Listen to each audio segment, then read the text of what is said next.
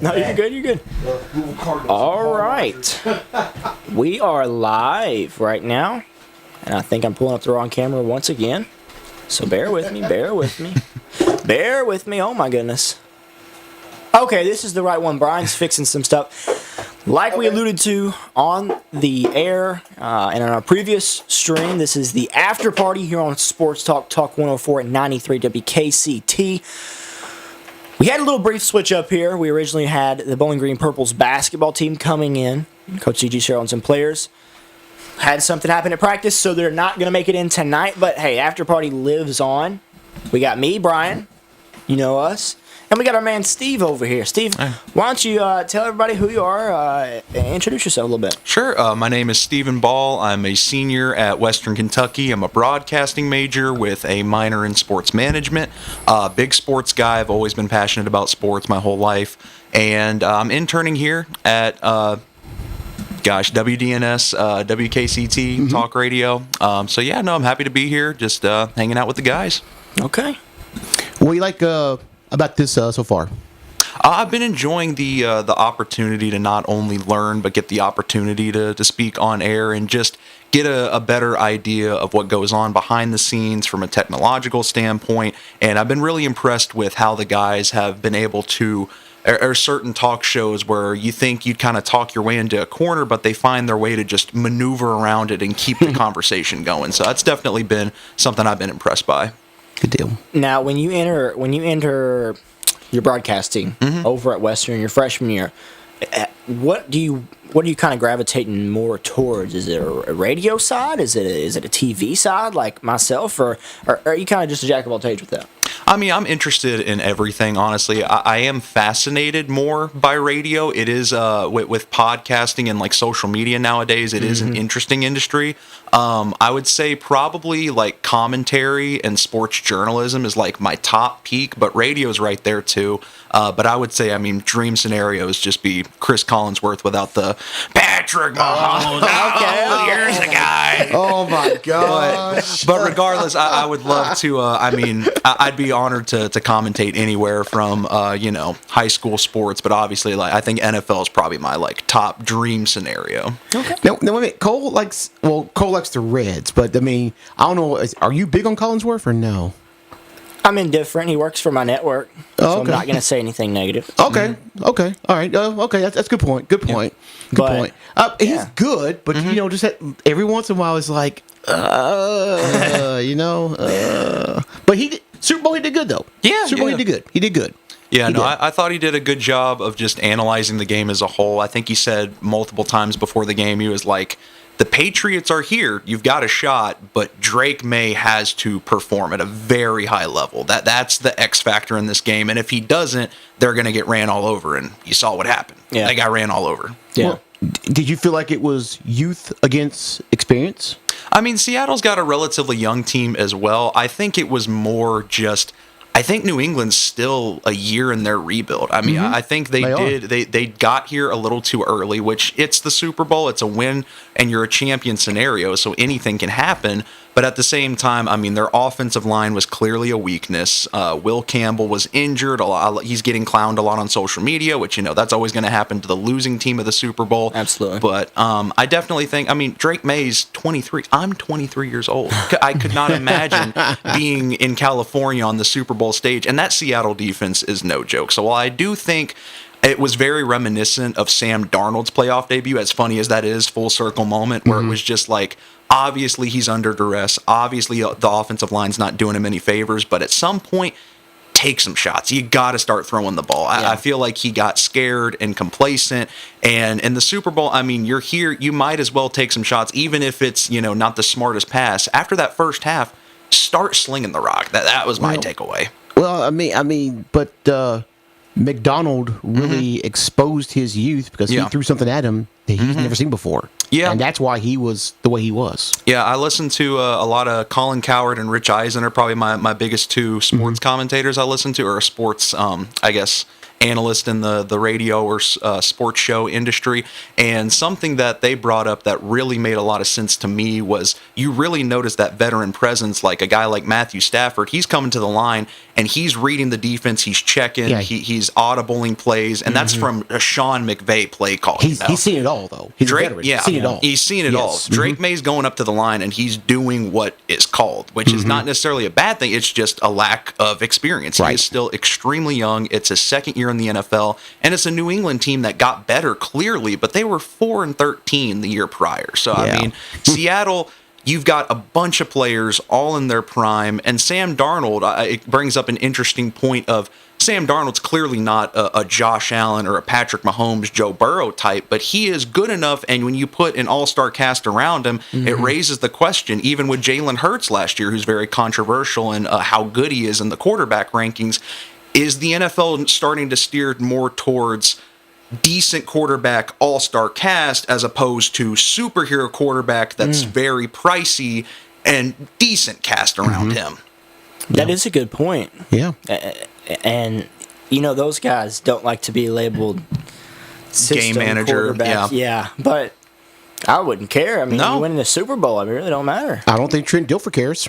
No. He don't care. Jeff Hostetler don't care. I think Sam Darnold, I mean, some quarterbacks, they would go to the Jets, they would go to the Panthers, they would get benched as the number 3 overall pick formerly. He has been tossed all around the league, gone through the lowest of lows that an NFL quarterback can play. And I don't think we've really seen a sports story like this before, where he goes to the Vikings, wins 14 games, still gets let go. Obviously, they're not going to re-sign him and pay him a bunch of money to be the backup to J.J. McCarthy. I understand their point of view. You got to see what you got in J.J. McCarthy. Right. But that was clearly, I mean, Darnold did not play amazing in the Super Bowl, but the big difference between him and Drake was his escapability presence. He was able to evade those sacks that Drake wasn't. And you could argue the offensive line and all that, but I thought Sam played a very solid game. And against the Rams, which some people were saying was the Super Bowl previously, the NFC Championship, he showed up and he played pretty much the best game of his career. Yeah. Absolutely. He did. Well, the Seahawks win the Super Bowl. Now shifting a little bit of gears. We were going to talk high school basketball, of course, with DG Shero, but he's not in here. Let me ask one football wait, what you got? One football question, guys. Yeah. XFL, who's your number 1 pick in fantasy draft? I'm going to be honest with you. I'm as casual if you could be in the XFL. I don't even know. Fantasy XFL is crazy. Yeah. Fantasy XFL. I did look at a potential mock draft for next year's fantasy football with NFL. Okay. XFL is crazy, yeah.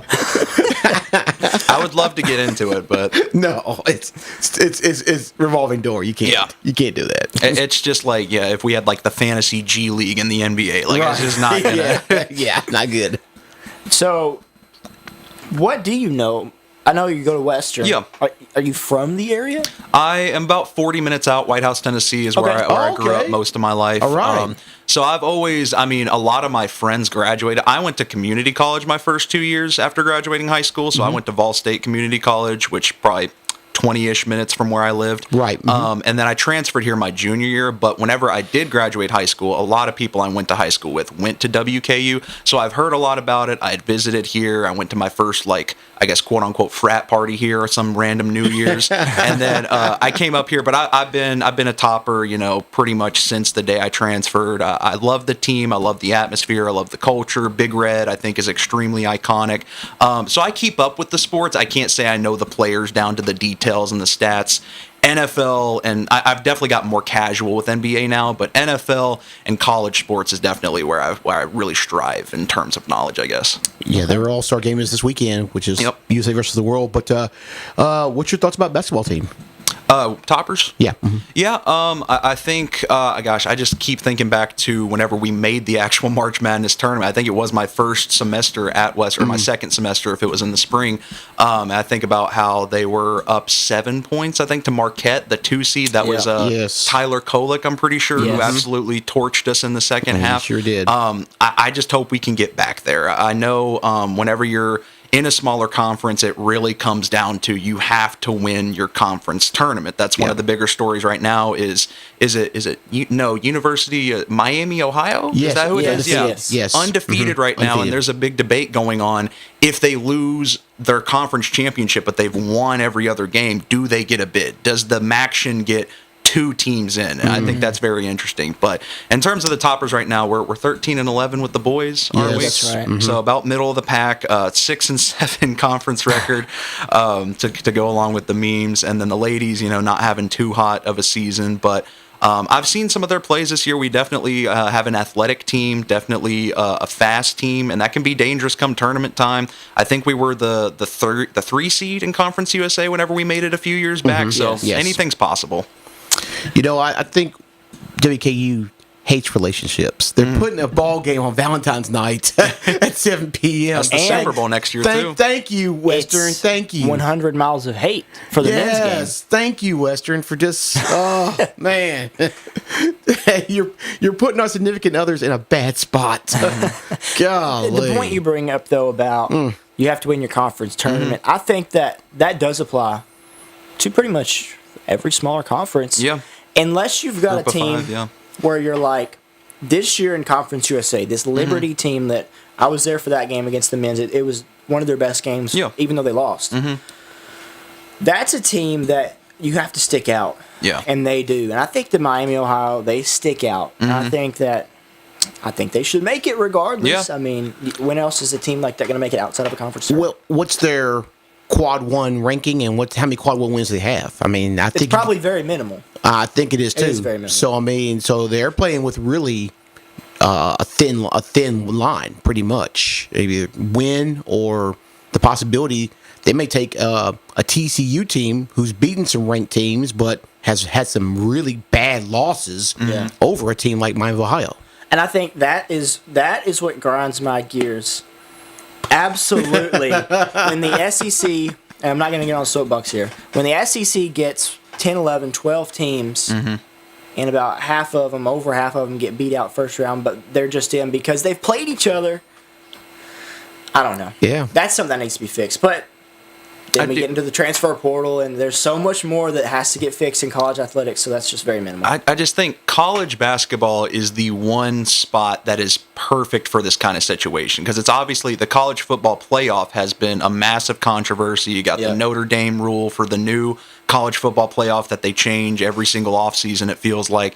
With basketball, including your first, or is it the last 4 in the little 68 team instead of 64, this is the perfect opportunity. Let's say they finish with 1 regular season loss and they lose their conference championship. They can go play in that first 4, I feel like, is the perfect spot for them. Because when you have 64 teams, yes, you want to prioritize. You don't want to punish a middle of the pack or upper middle of the pack like SEC or Big Ten school that played pretty well. They just have a handful of losses. You don't want to put in Kent State over them that's undefeated at this point, but not in real life, it's hypothetical. But at the same time, I think when you have a 64 team spot, this is a unique situation where it's like, I'd give them the bid, and then you got to give your conference champion the bid. And if like a middle of the pack like Auburn or South Carolina or some team like that doesn't make it, I mean, you shouldn't have lost as many games as you lost. That's my take on it. It's a tough spot too, and I get why they do it because you want the best teams in there. Yeah. And you don't want to let an extra team in there and then they get blown out by 50 points and you're like, that's the worst game that should have ever happened. Yep. But at the same time, it's March. Yeah. And sometimes there's upset that you don't account for, and that is another scenario that you could have an upset. It's completely different with basketball too. Is like basketball, you can have a team just get hot. I mean, no one expected Kentucky to get first rounded to Jack Golke.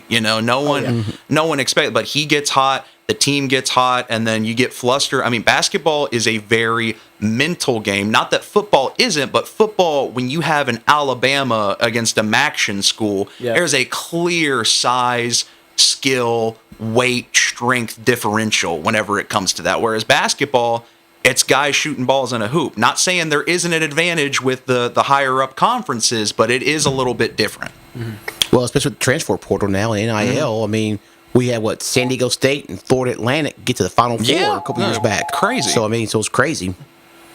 That's a phone from back in the back. Yeah, how's it going back there? What's it doing on back there? All So- right. Calling it on the show. Oh, yeah, they are. So we've got a couple more minutes here. I would personally like to talk some baseball, but let's talk about... No, because catchers, pitchers, that was the thing with DG was going to be here. I was going to bring it up because Okay. he's a Tigers fan. You're Okay. a Reds fan. Catchers and pitchers reports this week. So, so you got that. Hot Rods is getting in gear as well, Yes, too. They're yes. getting started up here very soon, too, as well. So, yeah, it's your time of the year, Cole. Baseball and softball is here, buddy. Is my favorite time of the year by far. And it's also tournament time, both for college and for high school. I can't Yeah. think High of the words school, right yeah.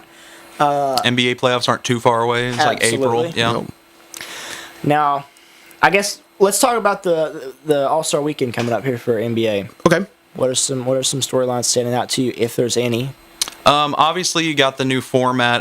Is it the World versus USA now? Yes. That's right. Yes. My first reaction seeing the rosters, now don't get me wrong, I understand they don't try like they used to. I mean, Yeah. you can try in a pickup game without wanting to hurt yourself. What Yeah. they have done the past few years seems like just goofing around, you know? Yeah. But looking at the rosters on paper, they give the world a massive advantage. Your starting lineup is Shea, Yeah. Luka, Giannis, Jokic. That's just off the top of my head. I know there's more. Wembanyama. Wembanyama. Yeah. Like, why are we doing this? unfair. That is completely unfair. And I'm not trying to discredit LeBron, Anthony Edwards, Steph. You know, we've got some guys. I'm not saying they couldn't possibly win, but oh my good, I feel like the world has a massive advantage. But other than the new format, which I think is interesting, I just want the guys to try. It does not have to be 100%. It can be a 75% effort kind of game where you have a little bit of pride and want to win. Because that's the beauty of the idea behind the All-Star game, is the best on one team versus the best on another team, you know? But whenever you've got guys that are trying harder in one of 82 regular season games that in the grand scheme of things doesn't matter that much. Yeah. An all-star game, that's literally the point. It is an honor to be an all-star. It is an honor to be there and play in that game. And I'm all for the trick shots. I'm all for the crazy alley-oops. I'm all for Steph shooting it from half court. But you should still be trying to win. The defense, you can at least go half speed. I mean, there's so many plays they're walking and just letting them do whatever they want. It's not the dunk contest. That's what that's there for. You know, it's not the three-point shootout, which I don't mind the circus shots, but just try. Let's just see you go out there and attempt to win for your team. See, I don't even watch the game. I just watch the All-Star I haven't Saturday. watched it. Yeah, I haven't I watched watched it past the like 2-3 three-point years. shootout, the slam dunk contest, the skills challenge, the rookies versus sophomores on Friday night before. I watch all that. Sunday's game, I don't watch it. Okay, Yeah, I I'll have a watch. hot take here. I'm not necessarily in love with the 3-point and dunks as of late. I think that the contestant. Okay, 3-point's been fun. I'll take that part back. Dunk contest has been watered down. In my opinion, since Aaron Gordon, Zach LaVine. Yeah. Since that was the last. That was peak. Good dunk contest. In my opinion, I think they're trying to go a different route where you don't have the stars in there. You're trying to get some of the best dunkers. But that also isn't very appealing to a majority of the just casual fan base. Yeah. Just watching guys that you don't know. And you're not going to have guys like LeBron go out there You now. need some stars in that slam dunk contest. We need to have some stars in it. We really do. It's become very hit or miss. I will say yes. Aaron Gordon and Zach LaVine was phenomenal. best. That was probably tip of the mountain. I do understand it gets to a certain point. I mean, it's been going on since before I was born. You do run out of ideas. There's only so many ways you can dunk a basketball. But like you said, we want to see LeBron out there. In his prime would have been unbelievable, even if he doesn't win. LeBron dunks with ferocity, but I think it's interesting. I don't necessarily hate seeing younger, less recognized players, because you do get a guy like Mac McClung who absolutely lit the dunk contest. He's a good contestant. Yes. He lit the dunk contest on fire a few years ago, but yeah, it's definitely missing some juice. It's somewhat of a repetitive event. But, I miss whenever you had freaks of nature out there. Like, why can't we get Giannis out there doing Dwight Howard 12-foot double dunks, you know? Like, there is ways you can spice up the event. Do I necessarily know the solution? No, but it has become kind of stale. Now, let me transfer this all-star mentality over to Cole because Cole loves baseball. The all-star baseball that they do, the home run derby, I know it's glorified batting practice. I mean, let's say the way it is. Yeah. But couldn't you have like a jugs machine out there and put it on like 75 and just have them go for that instead of you have pitching coaches throwing like 45 and 50? And I mean, at least that would be more challenging for them, wouldn't you think? Here's my take with the home run derby. I'm not necessarily against how it is right now. Mm-hmm. What I wish they wouldn't have changed the whole the timing system. Mm-hmm. It's definitely changed things. I don't necessarily love all of the let's take a timeout in the middle of it. Okay. Go out there and have a round, and let's do that. I don't know. And they've also gone to, like the dunk contest, they've had some minuscule, I don't know what the word would be, minor picks. Mm-hmm. Like players that you're not going to think of, hey, let's watch a home run hitter and let's watch so-and-so. I don't really have one off the top of my head. Mm-hmm. Right. That's a few of the notes, but I don't know. I think it's pretty cool with the actual throwing in because sometimes it has cool storylines like who was it a couple years back? Was it Pete Alonso or somebody that had their dad throwing it to him? Or Todd Frazier, right? Or yes. Frazier, his dad threw him. Yes. Threw to him. Yeah. Yeah. Really, all we want to see is 550 put home runs. That's what I want to see. Well, I mean, you're seeing it. I mean, but I just wish that, it's a little more speed on the ball instead of, like lawn toss and it's like crack and here it goes like 400 feet. And what is the science behind that? Would it help to have a faster pitch or would it help definitely go farther? Okay. It would definitely go farther on that. Oh, so more speed will make the ball go further then. Yeah. Okay. Well, it would I at can least get be behind, hit harder. Yeah, I can get behind a faster pitch. I mean, there is something to just having the ball there to just smack it wherever you want it, but the further it can go, I mean, I can get behind that. Okay, let's round out our conversation with a tier list here. Okay. I want to hear everybody's opinions on the different All-Star games. What's the best? Okay. What's the worst? And what's All right. up in the middle? All right. We'll start with you. What you got? Goodness. I'll put the NFL at the bottom. The Pro Bowl has not been relevant for decades, it feels like. The second they took off the pads, and even before then, it just wasn't a great event because you lose the notoriety of being a Pro Bowler. Like, all love to Shedeur Sanders. I'm a fan of him. I hope he becomes a really good starting quarterback and continues to start for the Browns. Shedeur should not have been a Pro Bowler this year. It was just to slide someone in. You had two Bengals quarterbacks in Burrow and Flacco, or the other two AFC quarterbacks. Like, you're just throwing guys in there because nobody wants to play in it anymore, and I don't blame them. What else is there? Basketball, MLB. I can't say I'm too familiar with how the MLB's is. I would go probably top tier. I'm thinking NHL, hockey. Yeah. I would say it's hard to fake hockey. It's hard to not go decently hard in hockey.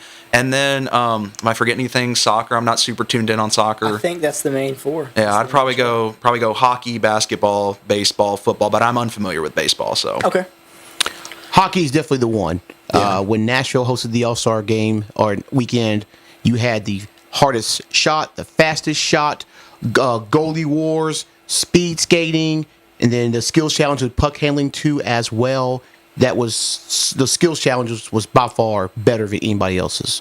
I mean, you can't fake putting 4 bullseye targets and have the guys shoot a puck and try to knock the bullseyes out and stuff like that. Yeah. And then the hardest shot when they got the thing at the back of the net can determine how fast the shot goes. I mean, that's just incredible from them doing it from half center ice and just slinging it and see how fast the shot can go, which is really incredible. So, yeah, I would definitely NHL first.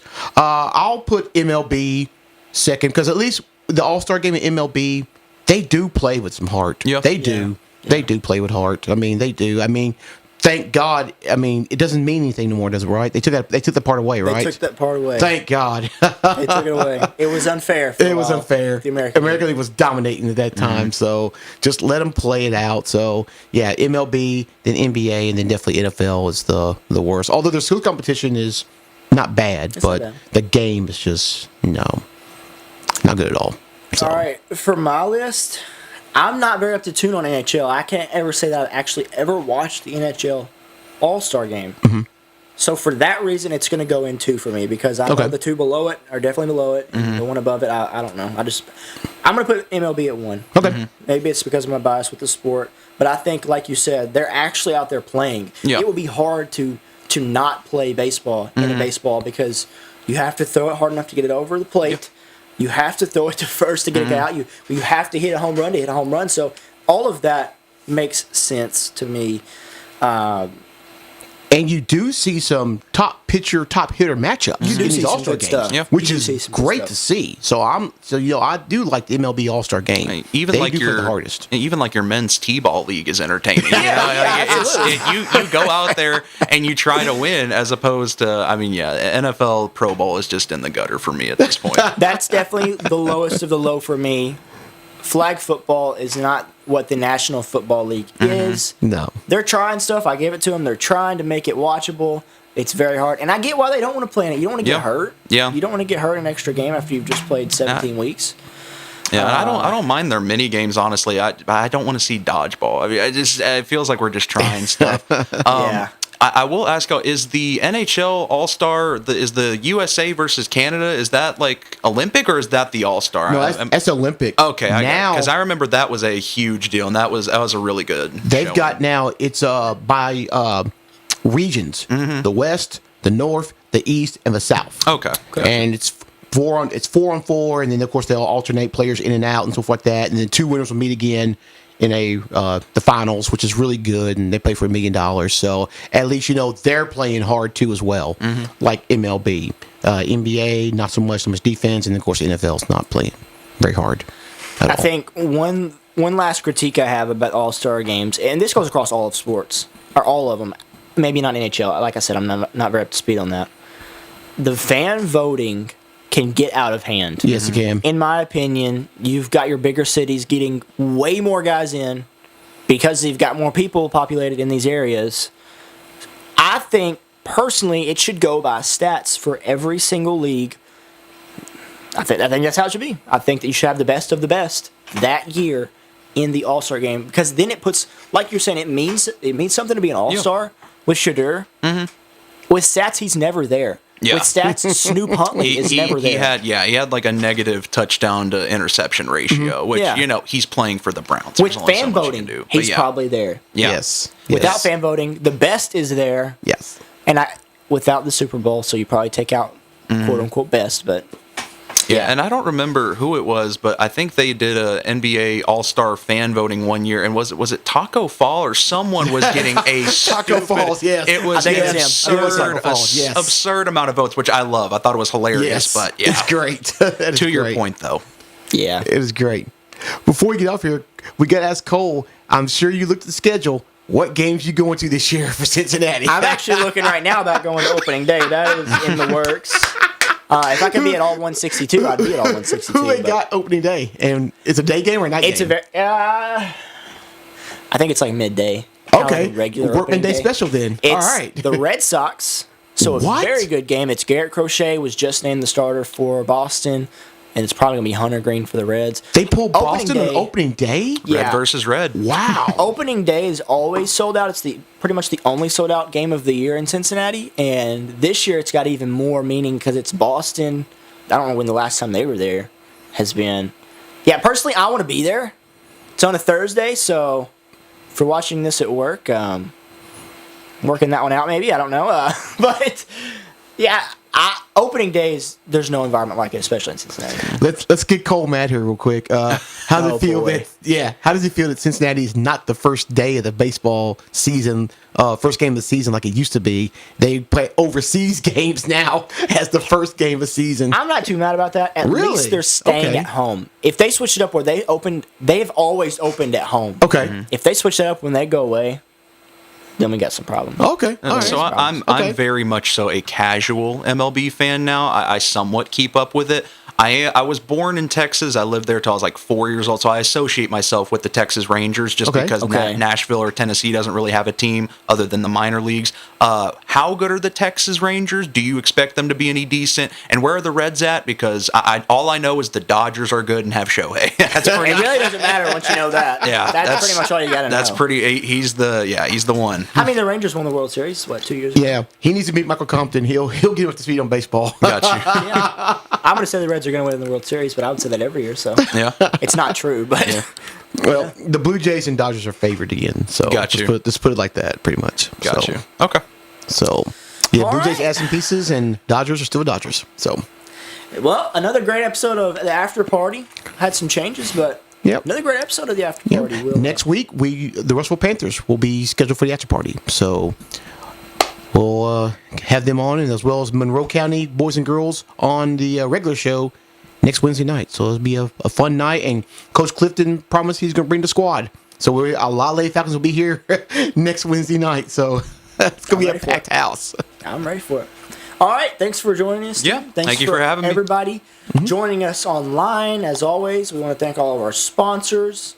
My list is covered up right now, so I just want to thank all Greenwood of y'all. Ford, Campbell Chevrolet, Yeah, Hill Mattress and yeah. More, and Breen and Williford Injury Lawyers. Off the top of the head over there. Yes. I like that. It's just that's the couple of weeks I've been off. That's right.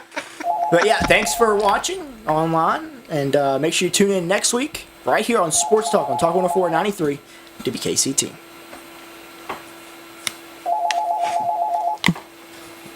Should we go answer that? Yeah, I'm not. You gonna kill the feed? It should be going on. Okay. I left my purse in here. Oh no.